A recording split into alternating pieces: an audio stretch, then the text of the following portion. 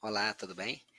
Eu me chamo Felipe Magalhães Lemos, sou psicólogo, analista do comportamento. Realizo atualmente o meu doutorado pela UFSCar em psicologia com ênfase em análise do comportamento e trabalho na clínica Abaté, do qual sou coordenador, com análise do comportamento aplicada ao autismo, ABA, aplicada ao autismo. Ok? A minha experiência é toda essa, trabalhando com autismo, e eu venho fazendo isso há algum tempo. E eu queria mostrar para vocês algo que as pessoas têm me perguntado, porque eu posto fotos e alguns vídeos no Instagram e no YouTube, e eu queria mostrar para vocês como eu tenho feito gráficos para redução de comportamento inadequado. Eu acho que vai ficar melhor a gente ver isso por vídeo do que fazer uma foto tentando explicar, porque são várias coisas que eu não consigo muitas vezes, beleza? Se vocês tiverem dúvida, pode me mandar e na medida do possível eu tento responder. Nem todas as dúvidas eu consigo responder, eu não sou especialista em informática, Excel, nem nada disso, mas eu sei usar o básico para poder mostrar alguns resultados. Vamos lá? Deixa eu diminuir a minha imagem.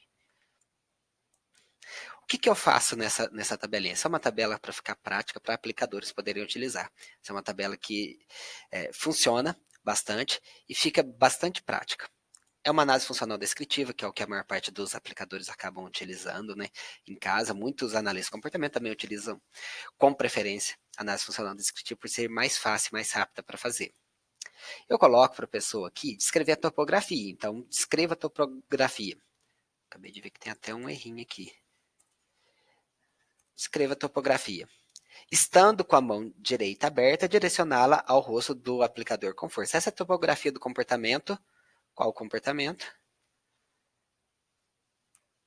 Bater. É isso que eu estou chamando de bater.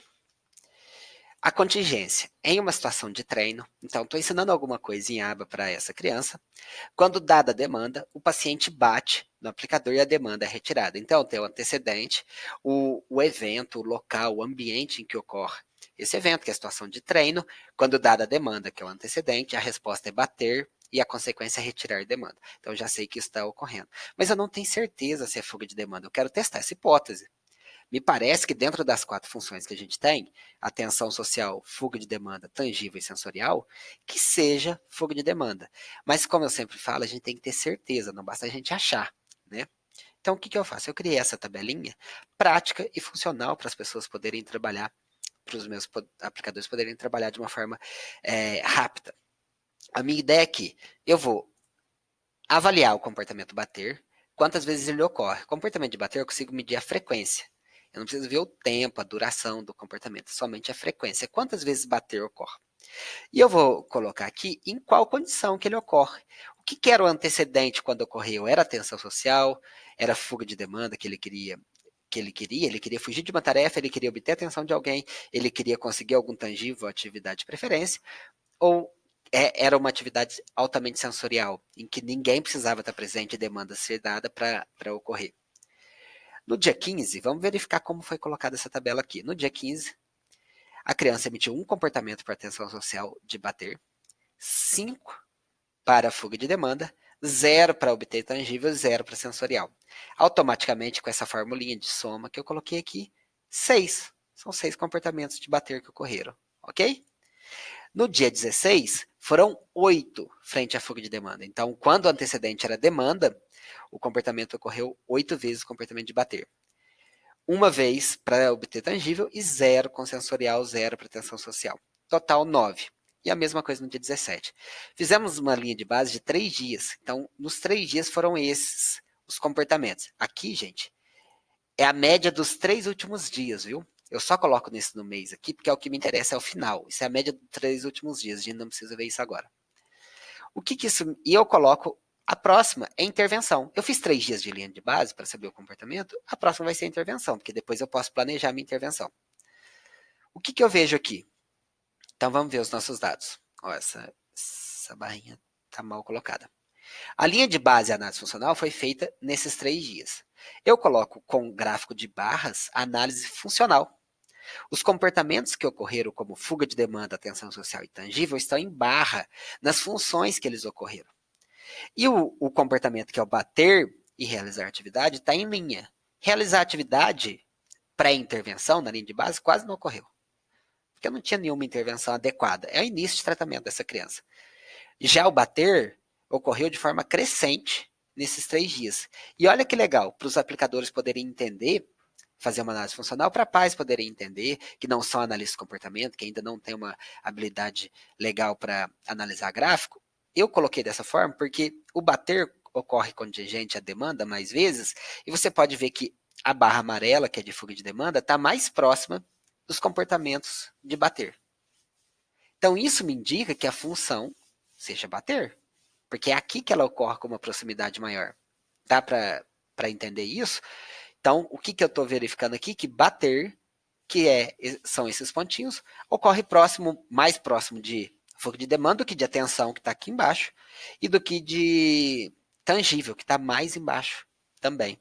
Então, é claro para mim que esse comportamento está ocorrendo por fuga de demanda, certo? A barra vermelha indica intervenção. Então, existe o que foi antes de eu fazer a minha intervenção, o que é depois da minha intervenção. Vamos ver aqui o que é essa outra área. Aqui eu não preciso mais fazer análise funcional. Eu já entendi que a função é fuga de demanda. O que eu vou programar? Por que eu não estou programando aqui um DRO? Vamos supor que é um DRO.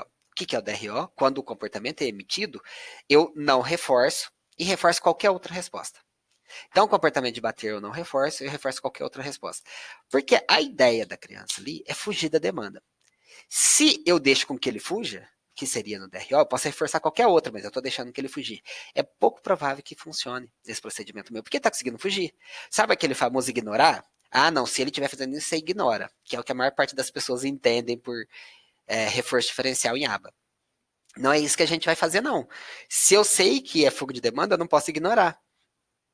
Se eu ignoro o comportamento, vai continuar ocorrendo, porque funciona. Então, eu decidi aqui fazer um DRI. Eu vou reforçar uma resposta que seja incompatível com bater. Realizar atividade é incompatível com bater. A criança em questão, ela não consegue fazer as duas coisas junto. Ou ela realiza a atividade, ou ela bate. As duas coisas ao mesmo tempo não dá para fazer. Tá? Essa é uma atividade em questão, que era uma atividade motora, que a criança precisava das duas mãos para realizar a atividade. Então, se ela estava com as mãos na atividade, ela não estava batendo. As duas coisas não podiam ocorrer.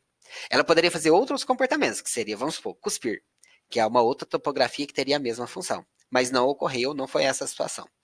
Então, o que eu fiz? A gente reforça diferencialmente o comportamento de realizar a atividade, e aí o de bater vai ganhando menos reforço, ok? O que a gente percebe nessa barra aqui? Olha que legal. Como bater inicia no alto e realizar a atividade está embaixo. Uma vez ele realizou no dia 18 atividade e 3 vezes bateu. No segundo dia, tivemos uma queda. Bater foi 10 e realizar atividade foi 3. No terceiro dia, se manteve o bater para 10 e no realizar atividade foi 4. No quinto dia de intervenção, o gráfico se cruza, as linhas cruzam, que é o nosso objetivo com o nosso procedimento de reforço diferencial. O realizar atividade começa a subir muito, porque meio que tivesse ligado. Ó, esse comportamento vai ser sempre reforçado, aquele outro não vai ser reforçado, então tem que fazer esse daqui. E ela começa a realizar atividades porque está sendo reforçada e para de bater, não eliminou o comportamento. Aqui a gente não teve a extinção ainda do comportamento, ele continuou ocorrendo, mas numa frequência menor. Então aqui terminou com 2 bater e 18 realizar atividades. É muita diferença. Passou de 0 realizar atividades para 18. E o bater, que era 6, caiu para 2. Mais da metade. É muito interessante a gente ter gráficos assim para demonstrar que o nosso procedimento funciona. Isso demonstra que não foi qualquer coisa. É um procedimento que eu posso demonstrar experimentalmente que o meu resultado foi efetivo. O que era um próximo passo? E que muitas vezes, quando a gente está com o nosso cliente, a gente não faz isso porque eu não estou fazendo experimentos com o cliente. Eu poderia fazer uma reversão. Eu retiro o reforço dos ensinos que eu estou fazendo para saber se o comportamento de bater volta a subir e o de ensino cai. Poderia fazer isso. Mas eu não vou fazer isso aqui eu não fiz, porque o paciente não é o que eu quero só que o paciente melhore, eu não quero fazer esse procedimento. Mas era para ter uma maior qualidade experimental, eu poderia fazer isso. Mas fica claro, esse gráfico é um gráfico que ajuda a pessoa que vai aplicar a entender qual é a situação. O analista do comportamento, quando ele não conseguir programar todo o ensino, ou vamos supor que ele está orientando pais, e ele não tem condição, os pais vão pagar poucas sessões, ele pode deixar algumas chaves para a pessoa. Se tiver com esse tipo de comportamento, se for fuga de demanda, você vai tentar fazer um DRA ou DRI, e explica o que é cada uma das coisas. Se for atenção social, você vai tentar fazer isso ou aquilo. Obviamente, a análise de comportamento não é limitada a isso, a gente não tem regras. Você analisa cada situação para cada criança e proporciona uma intervenção adequada. No entanto, a gente sabe que existem situações que você não tem acesso a essa criança. Serviço público, no geral, não tem isso. Então, se algum psicólogo de serviço público consegue fazer alguma coisa mais prática, e por mais que ainda erre, porque você faz alguma coisa generalista, você tem mais chance de acertar com a análise funcional. Ok? Então, esse é o procedimento, é o gráfico que eu queria mostrar para vocês. Ele é um gráfico automatizado. Vou só mostrar o que eu quero dizer com automatizado. Olha esse dado aqui, bater, que está em 2 no dia 26. Se eu colocar 10, ele sobe automático. Isso eu faço para quê? Para facilitar para as pessoas que trabalham com a criança, para ela não ter que ficar gerando e selecionando dados. Ela só pega isso aqui e faz de uma forma automatizada, tá bom? É isso que eu queria mostrar para vocês. Espero que tenham gostado. Se tiver dúvida, podem mandar aí. Abraço.